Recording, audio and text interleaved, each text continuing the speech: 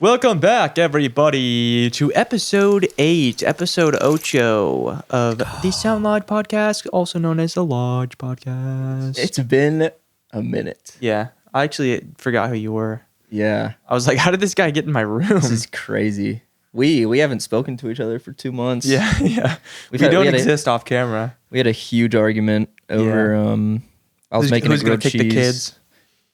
Yeah. I guess that was probably the bigger important.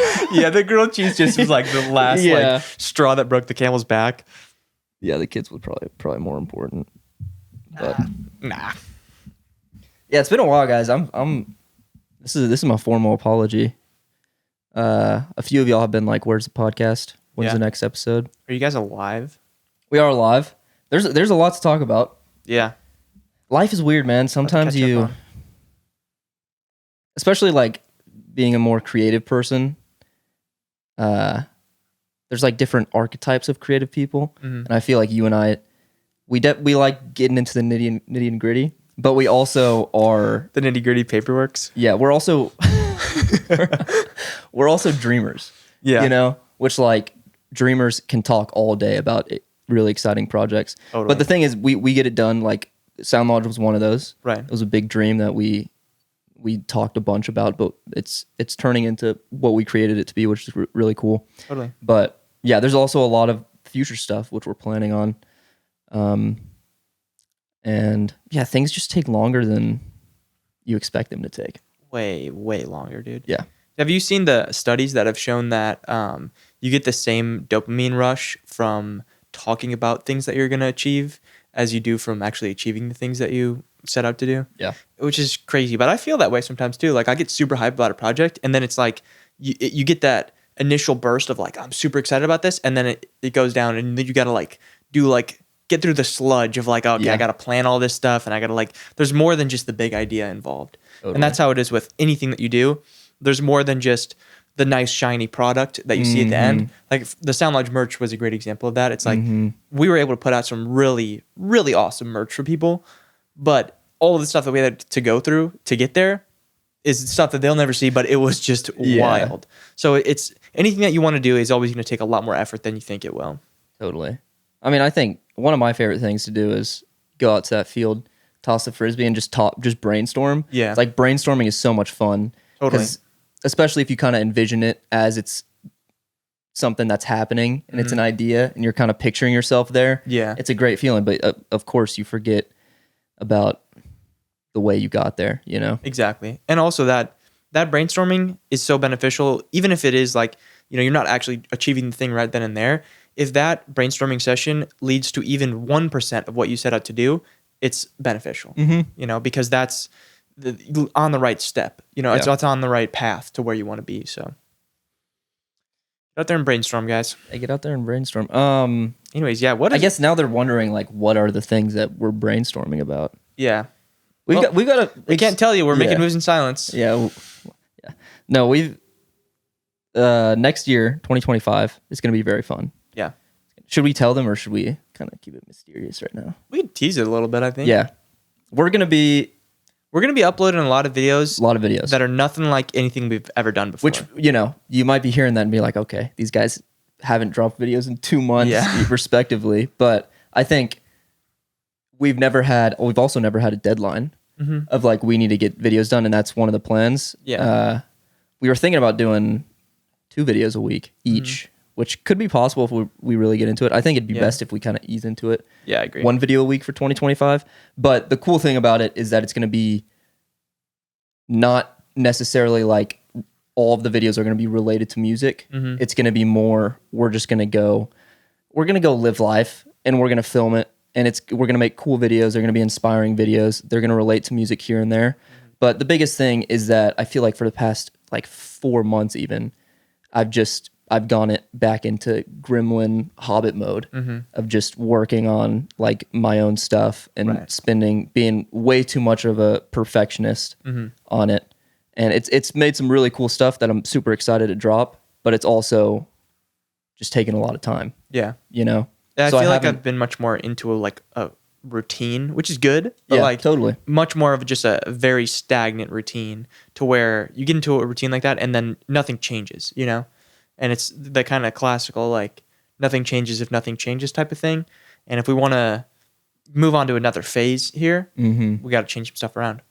So I'm excited. I feel like we both are in like the healthiest chapters that we've ever been in. Like I feel like I am actually probably the peak of healthiness. It's all downhill from here. Yeah, exactly. So might as well kick it off. Yeah. Might as well start doing some hard drugs. Yeah, I mean, might as well. Cocaine addiction. Yeah. No, it's exciting. 2025 is going to be fun. It's going to be a complete shift. Yeah. So yeah, I've been personally working on a little solo EP, which is going to be very exciting. Pretty epic. It'll be 5 songs. You helped with a lot of them, which is very cool. It's a different sound from me. It's on a different profile. Coleman Payne. You can actually listen to one of the songs right now. Paper Cuts. In the description, if we remember. Yeah, but so I've been, especially the past month, I was like kind of losing my mind. Like I would go out there and make lunch and make dinner each day after like mixing and producing this album for so long, because I was not expecting it to be a 6-song EP. I was just being like, let's just make 3 songs. Yeah. Because I'm very inspired to make the music. But it turned into 6 songs, and then I whittled it down to 5. Yeah. But I was going zombie. Well, there were some of those days where like, because the thing you mentioned about you just plan on making like 2 or 3 songs in the beginning, there were some of those days where like you showed me the songs, I was like, these are all sick. And then it would be like 8:30 p.m. and you'd be like, I just wrote a new song. Yeah. I'm like, what? A new one? What the hell? But I mean, they all sound super cool. And I think all the songs sound very cohesive together. And I think it's definitely, like you said, a new sound.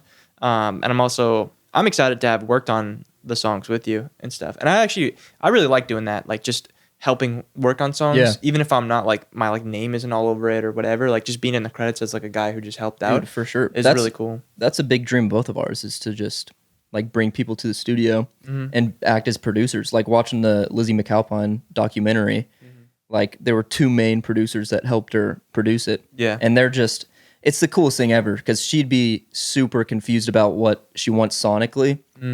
And she just doesn't really have the best way to describe it.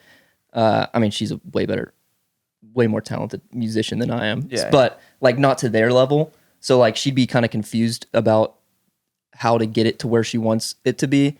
Right. And I feel like that would be very intimidating. Like there's shots of her in the room with like 6 other guys, and they're all insane musicians, and they'll run through a song, and then she'll be like, this is just not how I want it to sound, but everybody in the group is like, we're here for you. Right. You know? So like just completely dropping the ego at the door, right? Bringing somebody in and being like, we want to make your vision possible.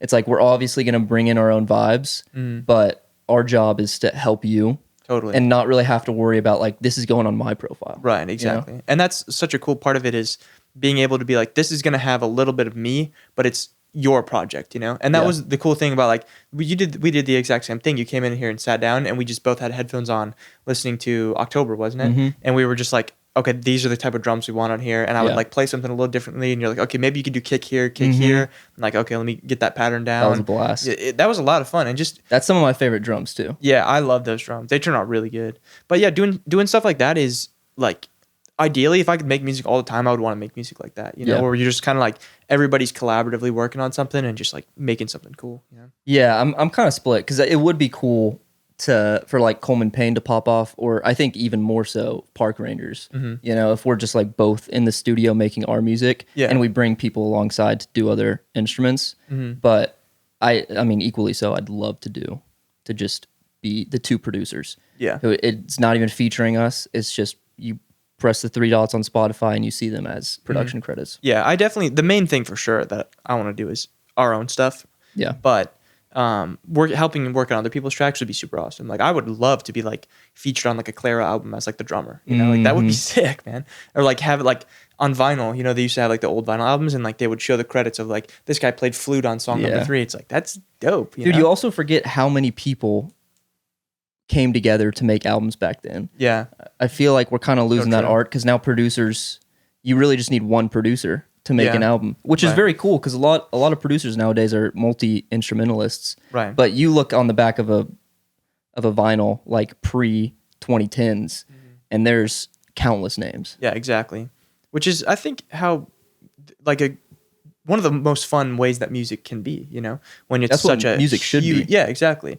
It's such a huge like collaborative process, and it just makes it so much fun, and it makes you create something that's totally unique and something totally different, you know. Yeah. Rather than like when you're just one guy like making music. Yeah, so that's what I've been up to, working on a little solo EP. I'm so glad that it's done.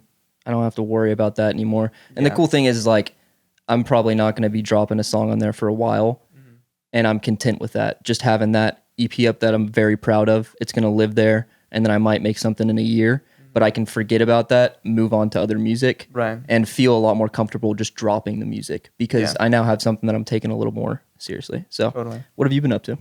Honestly, I've just been kind of on a little bit of a hiatus in general. Like I've just been kind of like coasting, but I definitely feel like I am getting more back into like uploading more because I've been doing a lot of like second channel stuff, second and third channel stuff, and just wanting to like get into the habit of just creating more, like no matter what that is, you know, whether it's like drawing more or like writing more or whatever, creating just anything, like putting my brain into that mindset of I'm gonna create something every day just to get that ball rolling, you know. Cool. And I feel like that's I talk about that a little bit. I have an update video coming up very soon.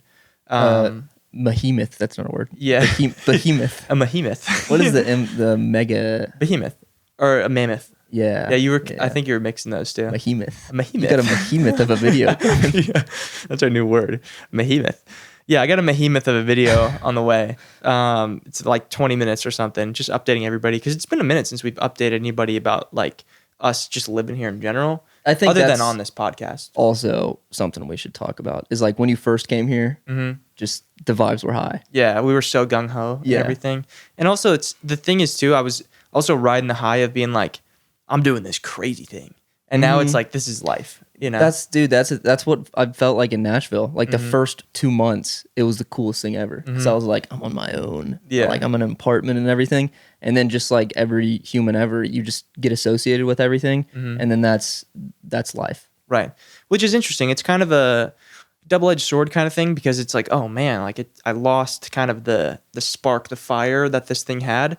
But it's also cool because it's like you're changing as a person, you know? Yeah. Like now I've lived just on my own for like more than 6 months. Yeah, it's good that you feel comfortable doing that now. Yeah, exactly. And it's like we're just like actually living in the real world, and that's a huge change. Yeah. But it just doesn't feel like it's new anymore. But it's interesting because it's like you can't always have that feeling of like something new, you know, all the time. Like you can obviously try and you can do things that'll excite you and things that, you know, make you want to create more stuff like cool art and everything.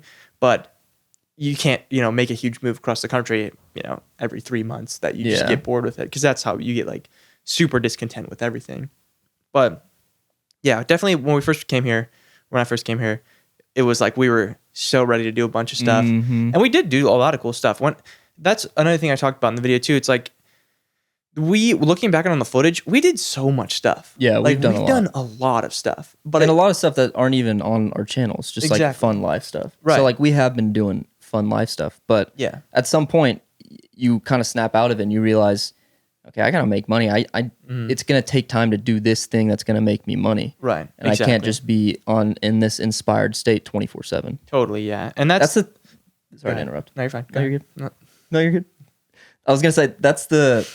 Yeah, that's the thing about a video too, is that very inspired to make the video, you film it, still very inspired, and then you bring it into your editing processor. And now, boom, you got to sludge through the edit. Exactly. That's the tough thing because you have to actually love every step of the process. There's a lot of YouTubers who they just love the filming part and they don't have to do the editing part because they have an editor. So that they don't have to worry about switching their brain into different creative modes because the mode of I'm actually getting up and I'm going somewhere and I'm setting up the camera and I'm filming, like us filming a music video. It's like we're going somewhere awesome. We're having a blast and filming all these cool shots and being super creative. And then we get back and we're like, all right, let's put all this stuff into the editor. And we're just going to kind of sit here in front of the computer and look at all the fun that we had 6 hours ago, you know? And then you spike back up once you're finished and you watch the whole thing. Yeah. And you're like, this is awesome. I made it really you have a few glimpses of that when you just like play through the playhead, you know, and you press play and you're like, okay, I can see where this is going, but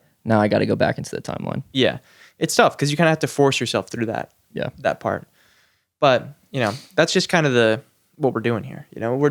We've for a long time set out to kind of do everything on our own, and when you do everything on your own, you have to do everything on your own. You have to do all the cover arts, you have to do all the, marketing, you have to do all the promotion, you have to do all the music videos and the recording and the publishing and all that kind of stuff. Like that's what we signed up for, Yeah.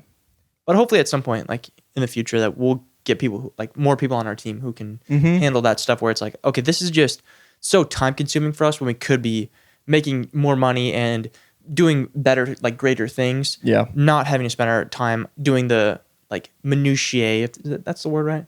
Minutia. Yeah, the minutia of editing and all the like. Yeah. Slugging through all the boring work.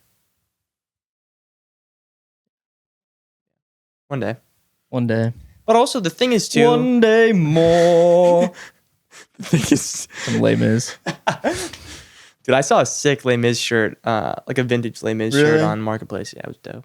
I just love vintage shirts though. Yeah. Something about a nice vintage shirt, it just really gets me going. I also just love Les Mis. I love Les Mis so much. I've never read it, but I want to read it at some point. Maybe. Probably not. Yeah. Maybe not after I read The Stand, which is like another like bazillion page book. Yeah. But the thing I was going to say is that it's really easy to like not be present in the moment because we have so many things that are trying to not make us present in the moment. And when you're not present in the moment, just enjoying what you're doing, it makes you think, oh, well, like we haven't done anything, because we're just focused on like whatever, in the future, we're focused on wherever in the past, like your head's not where you are, like you're not where your feet are at. And so like when you have social media and you have all these things that are taking you out of the present moment, you forget that like, wow, we have done a lot of really cool stuff. Like we've had a great time here. Like we have an awesome situation, but it's easy to forget that because humans never spend much time just in the present, which is what we should be doing, is being in the present moment, and just appreciating all of that. Like I'd much rather like, my goal is to live my life to where I am not having anything distract me from just living how I'm living right now, just being in the present and being like, just appreciating what's going on right now and what's actually real. Because when you think about it, none of your like imagined trouble, that's a big Stoic like quote is like, don't suffer imagined troubles. And it's like, none of the imagined troubles that you have about the future exist. They're not real. Same with anything that's happened in the past. That's not real either because it's not happening. Like it happened, but you can't change that. It's not something that even matters. It's not a tangible thing. The only thing that's tangible is like right now. Like right now you can do whatever your heart desires. Like you can choose your fate from this point on. And so that's what you should focus on rather than, any of these other things that aren't actually even real. They're not real. And it's like to stress out about those things is just ludicrous because they're not real. Yeah. Yeah. I mean, yeah, I totally agree. It's also like, that's just the sad reality that, I mean, you have to work, you know, you have to do stuff that makes money. And that's the mundane work that usually takes you out of the present, you know? Totally. Like you slow down your videos, but you're still grinding out the shorts. Yeah. So it's like you're still doing stuff that you have to do. Totally. That makes money and it takes time. And it'd be nice to just do art and have that be the money maker, but yeah. It's just tough. When you have money involved with art, it just like makes it not the purest form of the art, which is just, I mean, that's money involved with anything complicates it so much. Yeah. And especially with what we do. But what we do is just such a thing that's like, what even is it? Like there's no there's no path to follow. Like it's just a completely new thing that we're doing. And it's just like how do you even go about it? Yeah. But we're figuring it out. We are. We're also like it's not the end of our lives, And we're also so young. Yeah, exactly. It's like this is what we're supposed to be doing is figuring it out. Yeah, that's a good updates. Oh wow, we got a lot of questions. Did we? Yeah, look at all these. These are all new questions. Oh wow. Yo, shouts out to everybody in the Discord coming through. If you're not on the Discord, link in the description. Go to the Normie just said, "What have you been working on lately?" There you go. Now you know. Goetze said, "Do either of you have a romantic life?" Oh. He said, answer that? In parentheses, not including the one you have with each other. That's good. This was a really good question from George. As a musician, do you enjoy having the ability to dissect music that is playing around you, or do you ever find it irritating or annoying? we've had this conversation before off camera, but this is a good. That's a very good question. Yeah. What are your thoughts? It's kind of tough. I think my initial thought, if I was just to answer this very simply and easily, I love having the ability to pick apart songs and really listen to songs analytically instead of just being like a wall of sound and be like, I like this song. It sounds good. You know, being able to be like, I like the snare. I like the mixing. I like the vocal tonality. I like the guitar tone, whatever. That is really cool.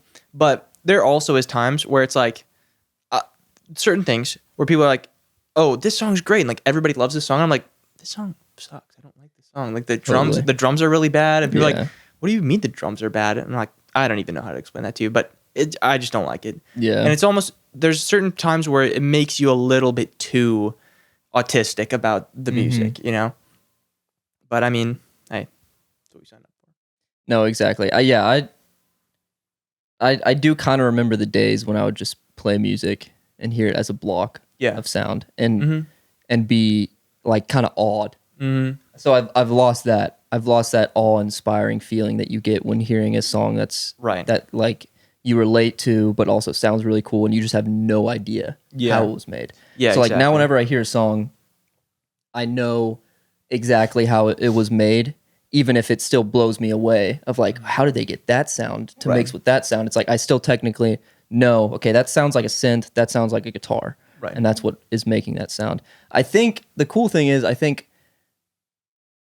because I'm like the biggest mixing nerd. That's honestly one of the biggest things when I hear a song.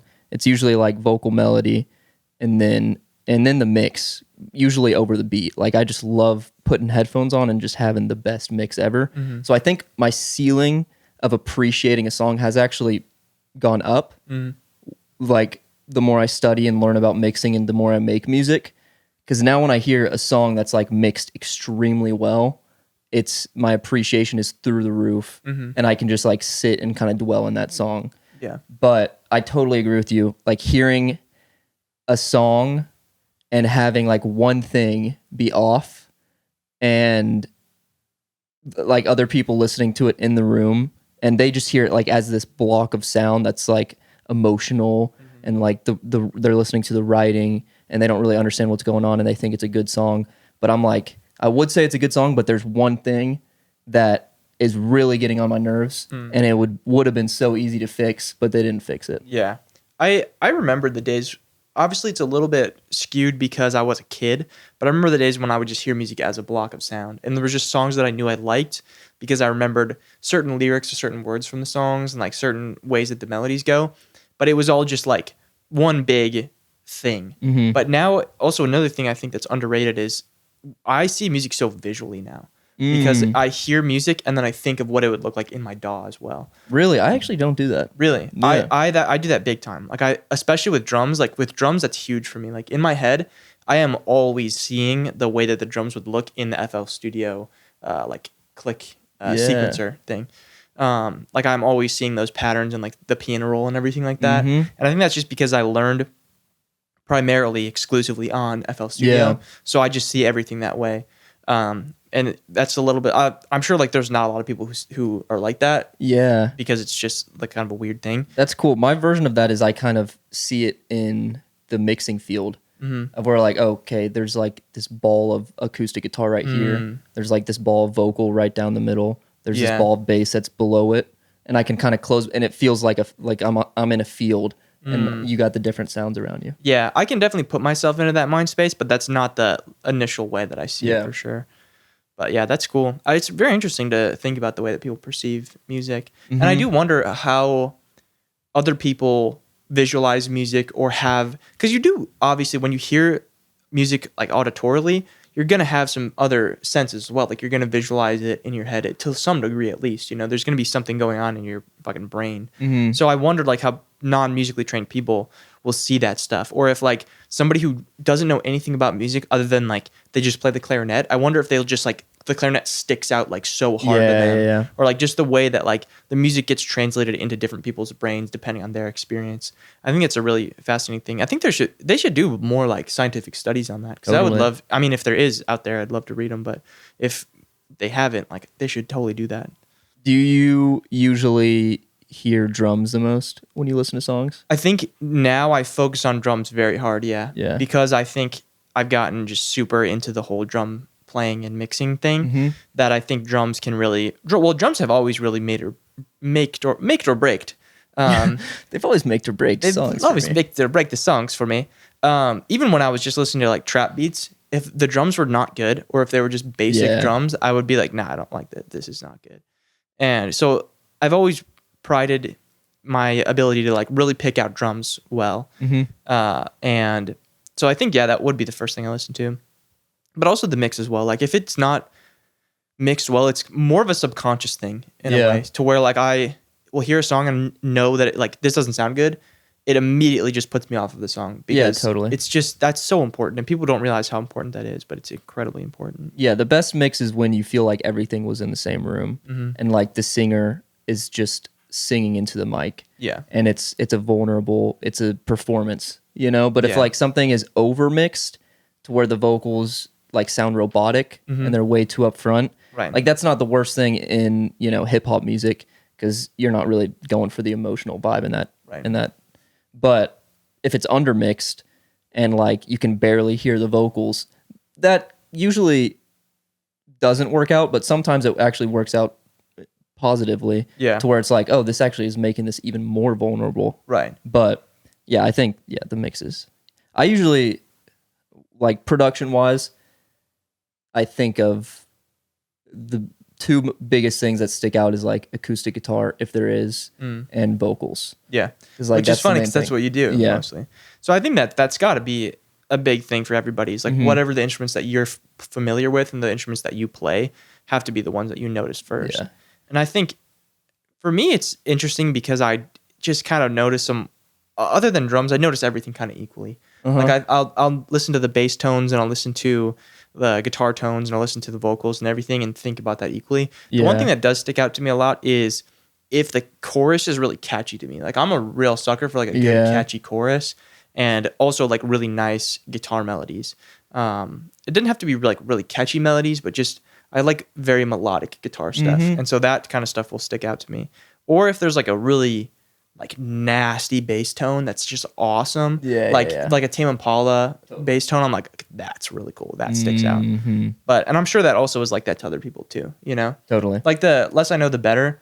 There's no way that a person can listen to that song and be like, not. You can't not notice that, dude. It's so sick.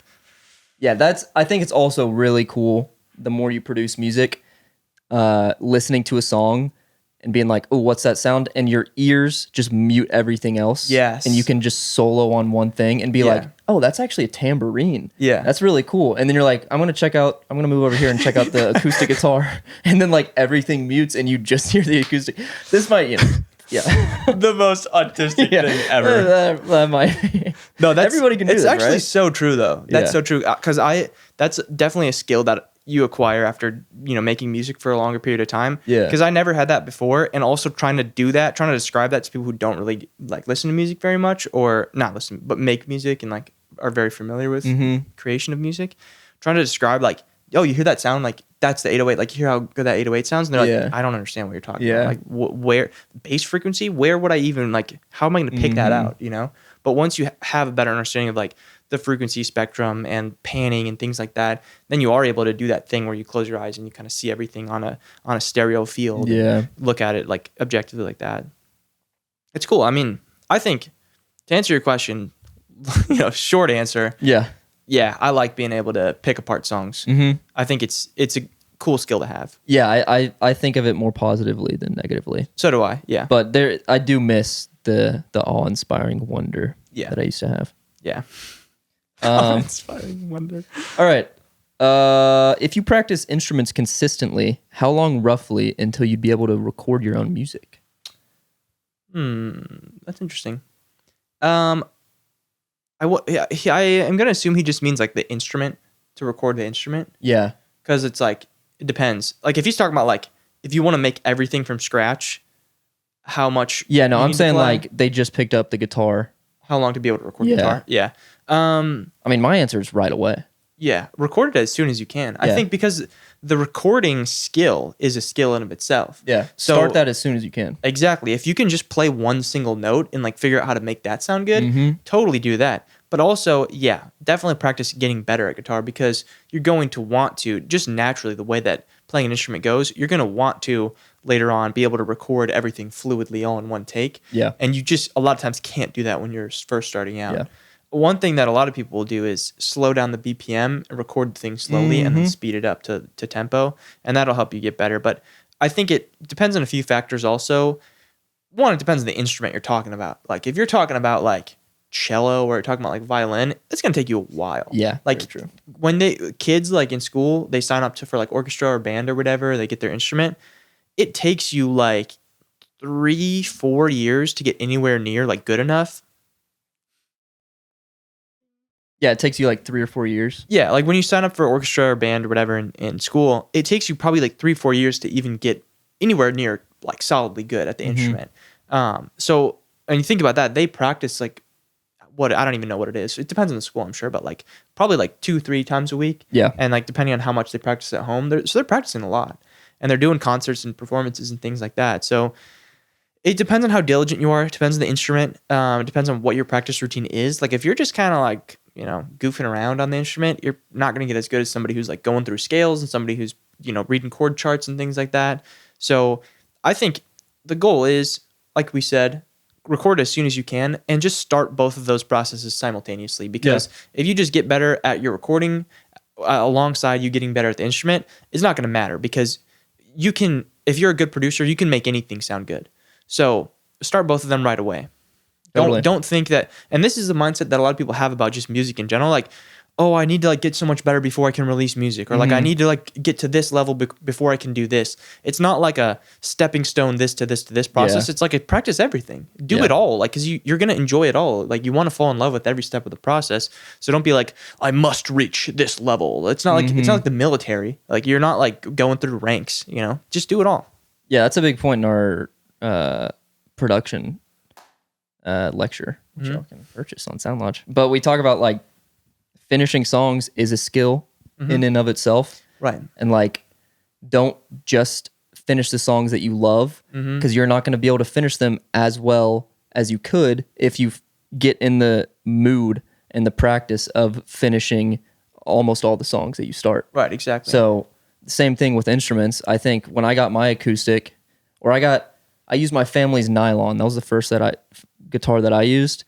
And I remember downloading Musician, and actually the first way I used it would be I made a beat and I wanted to make a melody for it because that's much easier. I think start with melodies if you want to get into recording and just be like, dum, oh, that's a good note. I'm going to do that. And it was hard for me to go like, dum, dum, dum. It was hard for me to do that. So I just do dum, let it ring out, and then dum, and not even do these while the beat's playing. Just record them over time and then Just move them splice, around. man. Like just sample. And I would do that with chords too. I'd be like, strum the G chord and then strum the C and then the E minor all in their own time, and you cut them and you move them around. Totally. And if you're doing that while you're also getting good at playing guitar, then when you finally get to the point where you can move like seamlessly between chords, you already know where to put the microphone, you already know how to set the levels, and you already kind of know how to mix the guitar. Because mixing is a whole nother thing that you need to practice if you're going to be, you know, making music with live instruments. Also, this is a little bit of a tangent, but that's also, I feel like, why our songs take so long to make. Because we're mixing almost all live instruments. Yeah. And live instruments... Pretty much usually all live instruments. Yeah, they're so much more dynamic than like a sample that you bring in or you know, some chords from a VST. So like a lot more processing goes into it if you want to master have a good sounding master. But like if you're in the mood, if your usual music making process is more in the computer, then you have presets ready to go, and you can add an 808 bass or just like a synth bass, and you don't have to worry about any compression because it's usually just hitting the exact same volume. Exactly. So I think that's one of the biggest reasons why you should start recording the instrument right away, is that you need to learn how to mix it.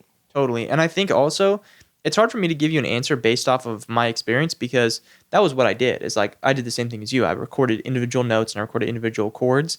And so for me, it was hard to even be like sitting there thinking, oh, I suck at guitar. I'm not good enough to record, because I was just finding a way around the fact that I sucked at guitar. And then eventually just you cross the threshold where you're like, oh, I just played that whole thing. Like it took me 40 tries, but I played the whole thing. Yeah. And now it's like it'll take me 3-4 tries to play a thing. Yeah.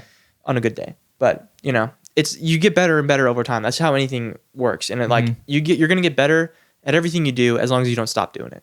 So just do everything. Good question, though. I say hop right into it, start recording that. Drums are really hard though. Yeah, I bet. Yeah, that's the thing about drums. So much more nuance. Because it's not just one thing you're recording. So like if your timing's bad with drums and you hit the hi-hat like a second later than the kick, then you can't really fix that in post. And also the thing with drums too is like there's not like if you play guitar, especially electric, it's like plug in the guitar, plug it into your computer, put a amp sim on it, pretty much good to go. With drums, it's like, okay, I gotta put the top snare, I gotta put the bottom snare, I gotta make sure they're in phase, I gotta do the overhead mic so I can get the full sound of the kit, I gotta get the kick drum so I can get the nice beefy kick sound in there. I should maybe do a room mic because I kind of want more of the room sound. I should probably also do maybe some stereo overhead so I can get a wider sound. The toms actually don't really sound good. And then also that on top of like, now I have to mix all this stuff and make it sound good together. So I think honestly, when it comes to drums and like as far as recording drums is a lot more about recording them and mixing them than it is playing them, because it's really easy to get a bad drum sound. But the thing is too is like tuning is so much more important with drums as well. Like you have to have drums that are tuned well, because if your drums are tuned badly, that's one of the biggest things that can make them sound like trash. Whereas with guitar, it's like E, A, D, G, B, E, and you're pretty much good to go. But drums is so much more nuanced than that. So drums are a wild world. That's kind of why I love drums though, because you can really make it your thing. Whereas with guitar, like it's just that guitar sounds how it's going to sound. You can put different presets on it and you can put different effects, but there's kind of a cap to how much you can change it. Whereas drums, there's so many steps of the process where you can make it sound however you want. Moral of the story, don't pick up drums. Pick up a guitar. Don't pick up drums unless you're a psycho like me. That was from Svet, by the way. Sorry, Svet, for not shouting you out. That was a great question. This one's from A My, and they say, from any of the songs that you guys made, which one's your favorite? Personally, I really like I Don't Mind from the Still Coleman account, or any one from the Christmas EP. Which, guys, it's getting close to Christmas. It actually is. It's getting close to Christmas. Bring out the album, guys. Yeah, link in the description to our Christmas EP. I'm actually like so proud of those songs. I am too. I love those songs. They're cool songs. It's also a very nice little like stepping stone for us, because that shows when we first started getting into really recording more live instrument stuff. And like those are some of the first drums that I ever did. I think other than San Francisco. That was after the cabin trip. Yeah. We did those like long distance or whatever. So I think that those were so cool, and that was our kind of starting to get into like really kind of more indie vibe stuff. That was fun. I love those songs. Those are, if I'm gonna listen to Christmas music, I'm listening to those songs. Yeah, I'm not, because it's my voice. But yeah, true. That is a weird thing. First song that came to mind. This isn't my favorite song, and I'm like kind of even at the point where I'm like, I don't really like listening to it anymore. But Every Moment. That just has the most history. Yeah, that was like that was the first song we dropped together. That was the first song we performed together. Song we performed together. But that song, first playlist we landed. Exactly, that we landed that playlist, and we were like, okay, whoa, we can kind of make some moves. That song has like 160K. That's nutty on Spotify, which is crazy. But actually, I think the first song we made together was our collab YouTube song. That's true. Dude, we should go back to that song and make a video. It actually wasn't bad. Remaking our first song we made together. That'd be fun. Yeah, I agree. And the funny thing is that song is like, I'm kind of like rapping a little bit. Yeah, totally you are. Yeah. That was very funny. That was actually a great video. I love making that video. Dude, that video has so much history too. Yeah, exactly. The fact that I just DM'd you and I was just like, dude, I just went for a run. I know this is the first DM I ever sent you. No, I introduced myself first, Yeah. and I was like, this is like a how we met story. Yeah. I introduced myself. How I met your mother. Yeah. No, but I was like, I like your channel, blah, blah, blah. Yeah. And then like 2 days go by. Like you respond and you're like, oh, dude, I like your channel too. And then 2 days go by and I was like, dude, I just went on a run and here's a video idea I had. And it was like 2 paragraphs long. Yeah. And then we just shot it. And I was like, hell yeah. the rest is history. Which 4 is- kids. Yeah. 2 mortgages, failing marriage. That was also, I think, like the first collab video that I ever did. And we talked about this too. Like that was, you said the first collab video you've done too. No, I did one more with No Fun House. Yeah, I did like a bunch of other ones too. Yeah, I was gonna be like, should I just go along with it? Because I don't want to be the guy who's like, actually, I've actually done a lot of things. I've been around the block a little bit. No, exactly. Yeah, no, but like one of our first collab videos that we did. I've been on a lot general. of dates before. Yeah. You're not like, the first. I'm like really good at dating, so I've had 12 girlfriends. What about you? yeah. Yeah. No, yeah, but that was one of the first videos that we did like collab wise. And it was just kind of crazy that I was like, yeah, let's do it. You know, just out of nowhere. Got on Zoom. Yeah. That was sick, so though. every moment, definitely. I think that's not my favorite song though. That's the most sentimental song, I think. Yeah. But I think Phases is my favorite. Dude, I was gonna say that. I was thinking Fire Escape. But we haven't made Fire Escape yet, so you can't Technically really, not made, yeah, you yeah. can't really. I think songwriting wise, I'm so excited to produce that. Yeah. But the new one with the 12 string is sick too, and that I've got guitars and vocals, so that's gonna be the next Park Rangers probably. Yeah, true. But I think Phases is like, dude, I even go back to that, and the vocal mix is like perfect. Yeah. I have not been able to achieve a vocal mix like that. I don't know Yeah. how I got that. Even the drums and like that, Yeah. the tone on the lead guitar, I'm like, this is one of those songs where you listen to and you're like, how did I do this? Yeah, no, What the totally, hell? dude. And everything is like so cohesive. I absolutely love that song. And we did it in, like, Safe a and week. Sound. Safe and Sound was a good one. I think Yeah. I was not a fan that much of it. Remember I had to do vocals like 9 times, Yeah. and I finally got the vocals right. But Yeah. that one turned into a song where I'm like, okay, I like having it up there. Yeah. But Phases is, I'd agree with you. I think the reason that I'm not as crazy about Safe and Sound is just because I like Phases so much. Yeah. But I think Safe and Sound is such a good one to have up there because it shows kind of a similar sonic sound as far as like all the instruments, but a different vibe that we Yeah. can kind of bring. And with also the more emo stuff. for live shows for Park Rangers, that's a great live. I think Totally. all the songs for Park Rangers are very good Totally. performance songs. Yeah, I think just honestly all the stuff we're doing with Park Rangers, I'm really proud of. I think that's honestly, if there's anything that has gone like pretty much to it, like obviously I had envisioned us doing more stuff with it, but there's only so much you can do with it when you're balancing all these other things. Yeah. But that's pretty much gone to a T how I expected it to go. Yeah. Like I'm really proud of what we've done with that. Yeah, I remember coming up with the name. You came up with the name like a year ago, you know, and we started dreaming. We had that whole other, I was going to say the band name, but the M1, our other band, it's like yeah. we had a whole other band idea. We did. That we have a song for that band. We do. I think we should bring I that think in. we have a couple. I think we have two. should bring them into other accounts. Yeah, Or, I agree. Because I don't think it's worth saving. That's a more future band. Yeah, but I remember it's more of a project. It's more of like an art piece in itself. Yeah. Which I think is really cool. if we're to focus established, on. it'd be cool to Totally. bring out. But I envision doing that when we're like 35, yeah, that'd be sick. like old people music shit. Yeah. But no, you came up with Park Rangers and we're like, we want to make it like everything have kind of a tie to nature a little bit. And then also sonically, we had a lot of dreams, which I think we've succeeded, which is really cool. Far Caspian's a big one. Yeah. But yeah, I'm really excited for Park Rangers. Me I too. feel like we say that every time we talk about Park Rangers. I'm We really do, excited yeah. about it. But it's, that's something that talking about, coming here and we feel like we're regretting a little bit, not living more and being so cocooned and all this stuff. But I'm really proud of the fact that we have made Park Rangers and Yeah. we made these songs that are as good as they are. Also, we've made 2 full songs and 2 full music videos for the Yeah. songs too. Like that's a pretty big feat, Mm-hmm. you know. And we have quite a few other songs written as well. So I think we've done well with that, and I think I'm down to just amp that up more. So Yeah. just really get the ball rolling on that because No, I that's- love Park Rangers. That's next up on my block Totally. is the videos and then Park Rangers. Yeah, I'm hyped. I think everybody else likes Park Rangers too. I don't want to jump the gun, but I think every time we post a song, like people really Yeah. really fuck with our park ranger stuff. Okay, also, this is just to say this out there.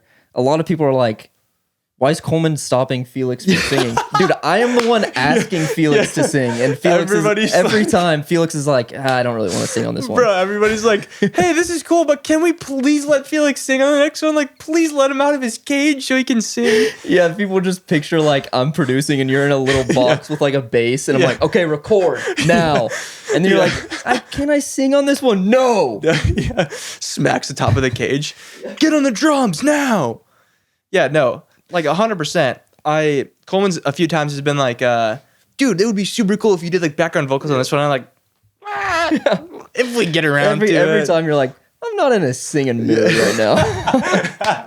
I do say that. Yeah, no, I don't know. I like the way that we're going with park rangers right now, but definitely in the future, I'd be down to do like background vocals and stuff. Yeah. It'd be really cool if we get another band member and we like everybody sings in the choruses and stuff. Yeah, totally, that'd be cool. And I think adding little like vocal layers and harmonies and things like that, I'd totally be down to do that. But I definitely don't, for park rangers, like I don't want to be the singer for this band. Like I don't think that's the vision that I have for it. Like I think the vision for this band, for me at least, was kind of born out of our like Call My Name, what's the other one we got? Ghosted, that kind of vibe. That was like the vibe that I wanted to bring into this band, and like that kind of sound that I am searching for has your vocals on it, like as you being the singer of the band, and that's I'm totally fine with that because the thing is I like playing the instruments, like that's what I love doing. I love playing drums, I love picking up the bass, I love playing guitar, so like that's kind of my thing, and like definitely I also have a side of me that like I like to sing as well, and I like to do kind of my own like singing things, but like I'll just reserve that for like the forever green stuff whenever I feel the inspiration to write songs of my own or whatever.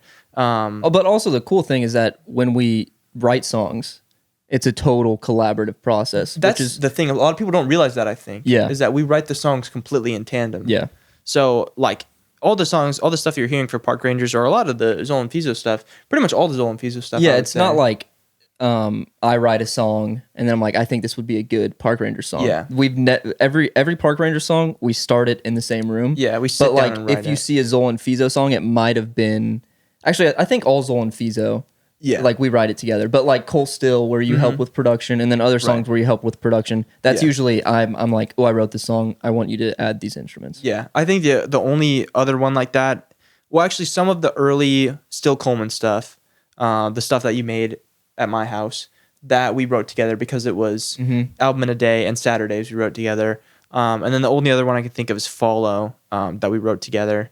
But people just don't realize like I help with a lot of the writing stuff too. Yeah. And I'm fine with doing that because I enjoy the writing portion of it a lot. And the thing is it's a painful process. It is very painful, but like I enjoy it, and I like coming up with like kind of building a world with the like your voice and vocals and everything and the story.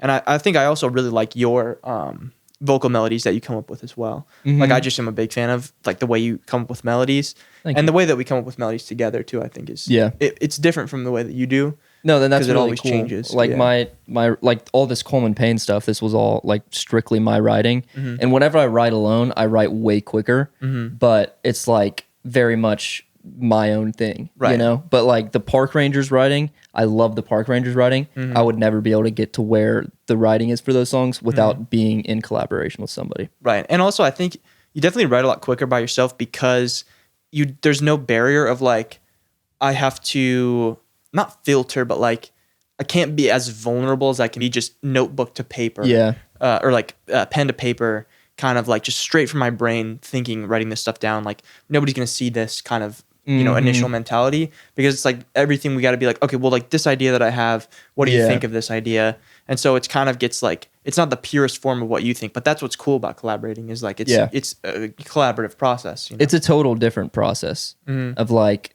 having the guitar doing something and singing it and being like, okay, did the other person like that? Yeah. And it's or like you being like, what are you feeling for this song? Yeah, exactly. And it's like, okay, let me. And you say an idea, and you're like, what is the other person going to say? And it's like you're trying to figure out the best way to tell the other person, I like that, but I feel like we could do something else. So or like what I'm envisioning is a little bit different from how we're putting it out there.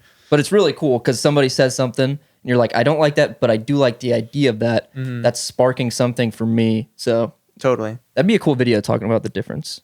It would, and like yeah. solo writing stuff. Because when I just sit down with a guitar and write, I don't have that other person of trying to get validation from them. Right. And I can just really say whatever I want to say. So I just like jot down a bunch of stuff. And usually it really only makes sense for me, you know, because I'm the only one writing it. But Yeah. yeah, And I think it ends up being a lot more real to you specifically too, Yeah. you know? I think phases is the answer for that. Phase is my favorite too.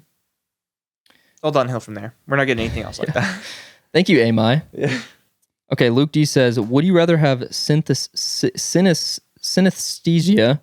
the kind where you see colors and shapes when you hear music, or perfect pitch?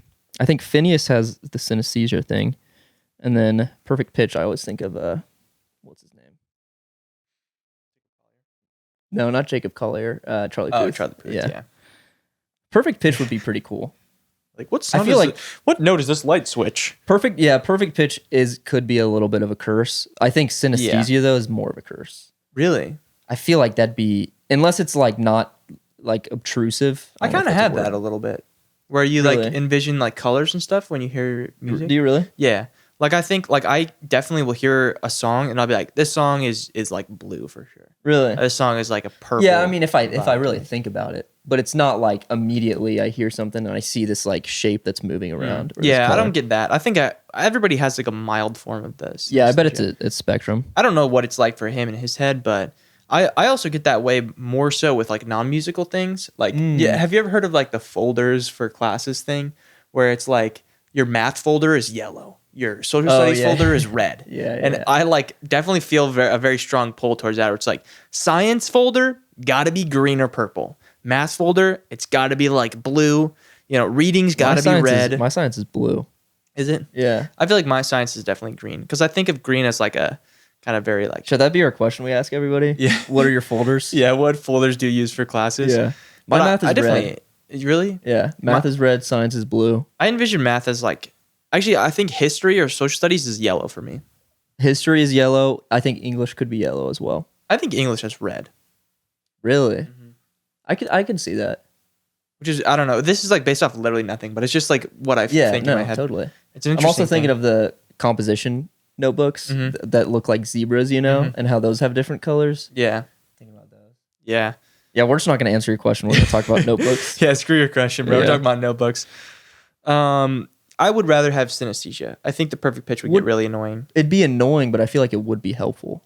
If you learn theory alongside it and somebody's playing and you're like A flat, B, C, and then you're able to. It would definitely be helpful in that context, but I think it would be to the point where it would be like you wouldn't be able to be as creative because you'd have such a like a rigid, this is what this is kind of thing. Where like I kind of enjoy not being so proficient on the guitar to where I'm like, okay, I know every single note on the fretboard. It's like this just sounds good to me and I can do these notes, even if like, because I think honestly having a better understanding of theory would make you like even more apprehensive to do certain things because you're like, well, I know exactly what this note is and I know that it's going to sound dissonant with this note, so I'm just not even going to do it.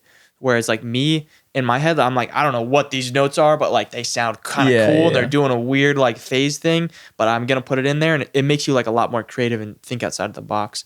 So I think the synesthesia thing would just be kind of cool to have. And I don't really see many downsides of it. How do you go about starting a new song? Drums or guitar or etc. dot. What instrument is that? What is the etk instrument? I've never heard of the etk before. Yeah. Sounds like a crazy instrument. I don't start with that one. Yeah, I definitely don't start with that. I don't know what that is. But anytime we start a song, it's generally we're both sitting with guitars and we fill in a melody around the guitar chords, and then we put words to the melody, and then we come up with the chorus, and then we come up with the verse, or vice versa with the verse and chorus thing. Verse and chorus. And then we just build the song around there. That's pretty much our process. Yeah. No, it's not that complicated. We talk about it in the songwriting lecture. Buy it. What if we just talk about the lectures like 8 times in every podcast? Just jam it down people's throats. Guys, please buy our lectures. We are going to go bankrupt if you don't. No, but especially if you're songwriting, like bringing the music in, that's one of our biggest points. Is like definitely don't just write the song.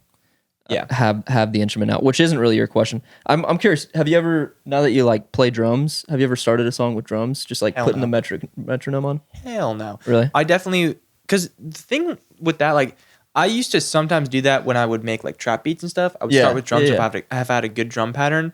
But on drums, it's just, there will sometimes be where like I do a good drum pattern, like do something like fast, and I'm like, okay, I want to make a fast track. Yeah. But the thing is, I'll do the drums there, not record them, and then I'll just be like, okay, go to my computer. What BPM was that? Okay, it's like 155. Yeah. Then I record guitar and record everything else, and then I go back and add drums at the end. So sometimes drums can spark inspiration, but that's never the first thing that I actually start with. It's always like, it gives me a little inspiration, and then I go and do all the other stuff to build the song around, and then go and do the drums at the end. Because I think the melody and the melodic components of the song are a lot more important than the rhythm, which is crazy to say as like a drummer, but I think that is what is going to hook people in a lot more than like just the drum sounds. The drum sounds are more of like a ear candy thing when it comes down to it. And that's kind of, when you ask what if I pay attention to drums more, I do, in the sense that like it like tickles my brain in the right way to hear like a good snare sound or like a good like drum mix, you know? But I don't think it's the most instrumental to like making a good song. I think that like all of the melodic stuff is more important, you know? Because you can have songs like a lot of the Logan Bowden stuff. Logan, he's like my best friend now. We've talked on DMs a couple times. Dude has sent him 2 DMs and he's replied to both of them. No, yeah, but like a lot of the Logan Bowden stuff, he doesn't even have like full drums on his songs, if any drums at all.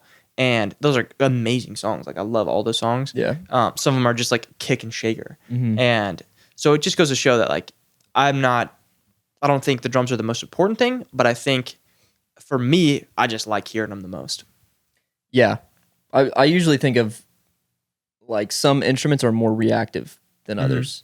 And I think the least reactive instrument is the rhythm guitar. So that's usually what I start with. So like if I have drum and bass, that's most likely not really going to influence the way that I strum my guitar. And like I hear these drum and bass and I'm like, ooh, how can I really fill in this? But I feel like if you have rhythm guitar, like drums are more of a reactive thing. Bass is an extremely reactive thing to the drums. Totally. So like there's definitely more encouraged what is the word I'm looking for? Like sorting or steps. You know, so I think the biggest one is starting with the rhythm. So that could also be like piano chords. That is a little more reactive with drums, like the way you play that. But I do think also this introduces the other conversation of, that's also why when you have like a band and you make a song with a band, the process is a lot smoother because everybody's getting feedback. Yeah, you're in real time syncing up with each other. Exactly. And like if you make a song, like we usually make songs to where it's acoustic guitar, and then, okay, let's add piano. Now I'm playing the piano reacting to the acoustic guitar. Now let's get some drums. You play the drums reacting to the acoustic and the piano, and then you do the bass reacting to those 3 things. It's like the bass is reacting to those 3 instruments, but the acoustic guitar can't react to the piano, the bass, or the drums because that's afterwards. It's already recorded. You can't change it. If everybody's in the same room, it's like while they're doing this, the person playing chords, he could be like, oh, okay, that bass is nice. I'm actually going to not play bass on my left hand, and I'm going to do something else over here. Yeah. So I think... It's a very good point. That's not answering this person's question. I think I would say definitely it's always acoustic guitar for me. Yeah. Strumming acoustic guitar, singing. And then I've written a few songs on piano, but... It's not common. Yeah. I also did one time start a song off with drums, and they were very upbeat drums, and I made it was actually a really cool like indie rock beat. And I was like, I would not have made this if I just started out with the electric guitar. Totally, yeah. And that's how I feel also when I start with drums as like an inspiration. I might not record them first, but it definitely changes the way that I make the song for sure. Yeah. But that's actually a really good point that you made. I think like basically a good way to sum it up is like certain instruments are more of a constant as opposed to some instruments that are more of a variable in the musical equation. And like the rhythm guitar is going to be more of a constant because it's like that's just the thing that's staying how it is, and you kind of build everything else around that. Yeah. But that can also change depending on the order that you record stuff in. Yeah. But I think just for a lot of people, either starting on piano or starting on guitar is just the most natural thing. Yeah, starting in with whatever medium that is. Exactly. Yeah, drums is not as common, but there's no rules, so There aren't any rules. do whatever you want. Yeah. We don't have any stupid questions. Yeah, true. Come on, guys, ask some dumb questions. I mean, we've got how can I get sturdy with it? Yeah, guys, we don't know. We're searching for those answers as well. I cannot get sturdy with it. So as y'all know, every podcast we ask y'all a question. Do that. As well as answer your questions. But last episode 7, we asked y'all if going to college for music is worth it.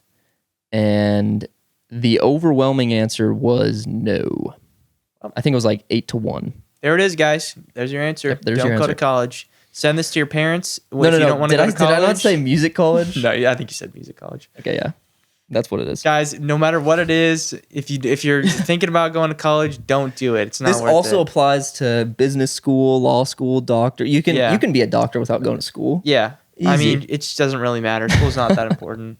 No, go to school. I want my plane to be flown by somebody who's gone to pilot school. I want my surgery to be done by somebody who's gone to medical school. I want the music I listen to be somebody who's just figured it out along the way. And exactly. I want the art that I consume to just be a guy, you know? Yeah. Not, well, or a girl. Sorry. That's going to be clipped out of context. I want just a guy. I only want to consume art by dudes. Felix, I've realized you always turn it off whenever a girl starts singing. Yeah. Anytime Lizzie McAlpine comes on, hey, can you skip this? Yeah. Can you? Is there a male version of this? Yeah.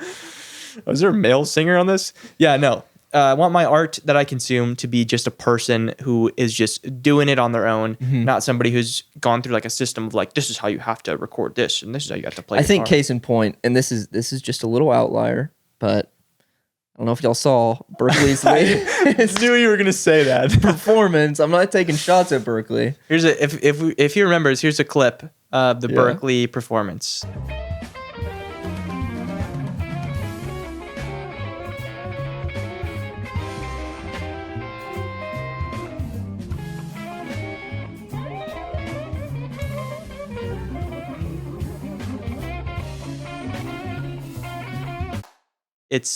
I didn't think it was real at first.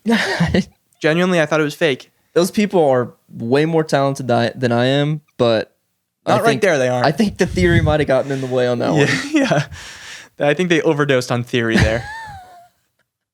That was actually one of the most unbelievable videos I've ever seen.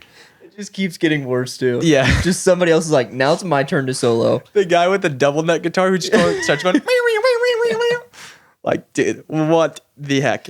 Berkeley's turned out incredible artists. Totally. But a lot of crazy weirdos. Yeah. That's the thing, dude. People like different kind of music. There's definitely people in the comments that are like, this is great. I love Professor, what's his name on this track. I love the way he tickles those strings. But I thought it was horrible. So, and that's the great thing about having an opinion. Everybody's got their own opinion about it, whatever. And you can, if you like it, that's great. I think it sucked. So. Yeah, that was our answer as well. We don't really think music college is worth it. But I've never gone. I think never tried it. That's also the thing about college. The biggest thing about college is meeting people. So it's the experience. Like, you probably could easily meet your bandmates if you go to a music college. But that's most people do. Exactly. You know?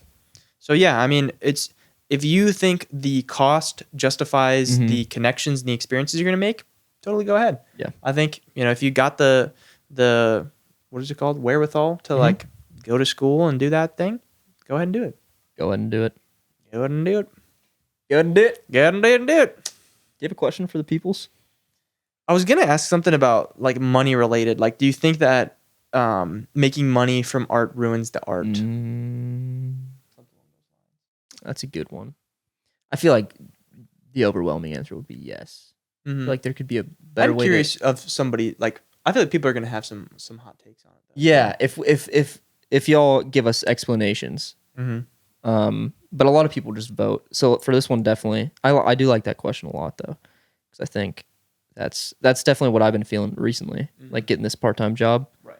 Just being able to because just with every project, I would always have to think, okay, this is cool. How can I make money from it? Exactly. And it was also like this thing for 2025 when we're going to make a bunch of videos, we had to have that conversation of, is there a way we can monetize this that's not going to get in the way of the heart and soul of the idea? Right. Because we have to, like, if we want to do that and have that be our main thing, we have to figure out a way to make money. Exactly. Yeah. We have to fund it somehow. Yeah. Which is like anything. It's like you got to be able to actually do it by making money to do it. Yeah. I mean, every full-time artist that makes music for a living, they, like, most of the artists that we listen to, that's their full-time thing, and they're making money from it, and they're still making incredible art. Right. So I think there could be some takes that people say. True. People say no. So I think that, yeah. True, because I think of artists that are big artists that they're honestly at the point that they're at, they're just so popular to the where they can kind of just make whatever they want and not have to worry about the money because people are just going to listen to it help. anyways. Yeah. And it's like that, being able to not worry about the money in that scenario by making money helps you to make as pure art as you can. That's actually, dude, now I'm even doubting myself because I mean, like, if Park Rangers blew up, we would make so much more Park Rangers songs. Because that would be the main thing that we'd be able to do. Totally. So I'm curious what people think about that. I think I'm kind of a little bit split right now. We'll answer it fully on the next episode. So we should make sure to stay tuned for the next episode. Let's get our determined in next time. Yes, that time. Next time. Yep. Episode 9. And see you in the next episode 9. And actually, Burnett. Part time right now, dude. Ring on, man. I was just doing it. That's going, dude. That ball is next, dude. But yeah, that I think that's just gonna about wrap it up for this episode of the Lodge Podcast. Thank you guys for watching this episode. Thank you, Guy, for watching. That guy right there, behind you, that guy over there. Thank you for watching.